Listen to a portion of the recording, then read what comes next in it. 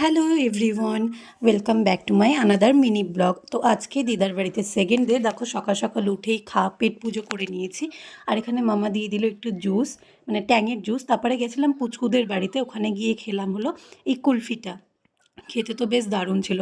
তারপরে পুচকু, আমি, মামা মিলে সবাই মিলে চলে গেছিলাম কলাপাতা কাটতে। আজকে কলাপাতায় খাওয়া হবে। তো দাদা সুন্দর করে কেটে ঠেটে রেডি করে দিয়েছে। আমরা এখানে হাত পা ধুয়ে নিলাম।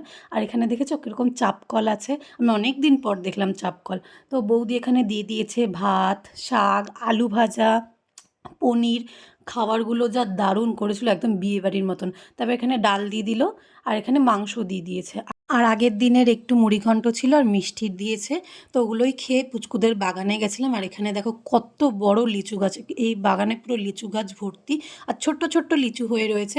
তো পুচকুর সঙ্গে ডিল করে এসেছি যে যখন লিচু হবে আমাকে কিন্তু দিতেই হবে, পাঠাতে হবে। তো দেখো পুচকু আমাকে খেতে নিয়ে যাচ্ছে। আর এটাকে কি বলে আমি ভুলে গেছি।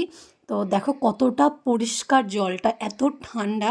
তারপরে এখান থেকে পুচকু আমাকে নিয়ে যাচ্ছে ভুট্টা খেতে। তো ভুট্টা খেতে গিয়ে তো আমি তো পুরোই অবাক, কারণ আমি এরকমভাবে কখনো দেখিনি।